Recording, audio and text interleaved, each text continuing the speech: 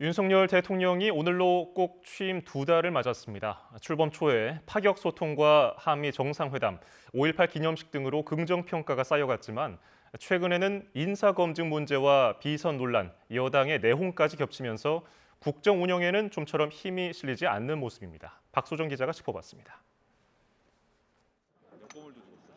4.3 처음 청와대를 떠나 용산 대통령실 개막을 알린 윤석열 정부. 국민이 다 함께 잘 사는 이 나라를 위해서 우리가 한번 신나게 일해 봅시다. 아침에 소통을 기치로 내건 윤 대통령은 출근길마다 약식 회견, 도어 스태핑으로 파격 소통의 면모를 드러냈습니다. 취임 열흘 만에 개최한 한미 정상회담도 용산 대통령실에서 무사히 치러냈고 5.18 광주민주화운동 기념식에서 보수 정권 최초로 대통령과 여당 의원들이 함께 임을 위한 행진곡을 부르는 모습에서는 통합의 기대가 높아졌습니다.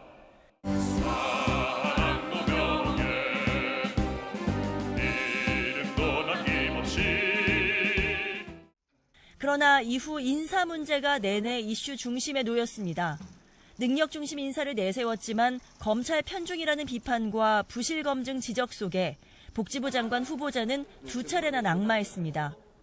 각종 언론을 통해서 나타난 그런 의혹들을 종합적으로 검토해 볼 때 그 김승희 후보자 스스로 본인의 거취에 대해서 도어 스태핑의 신선한 직설 화법은 전 정권과 비교하는 발언이 잇따르면서 또 다른 내로남불로 비췄습니다. 과거의 민변 출신들이 아주 도배를 하지 않았습니까? 좀 지나고 나면 현 정부 일도 또 수사가 이루어지고 하는 것이지 민주당 정부 때는 안 했습니까? 그럼 전 정권에 지명된 장관 중에 이렇게 훌륭한 사람 봤어요? 다른 정권 때하고 한번 비교를 해보세요. 사람들의 가족이나 이런 거죠. 김건희 여사의 봉하마을 방문 때 사적 수행, 채용 논란에 이어 윤 대통령 부부의 첫 해외 일정이었던 나토 정상회의를 마치고 불거진 이른바 비선 보좌 논란은 쉽사리 해명이 되지 않고 있습니다.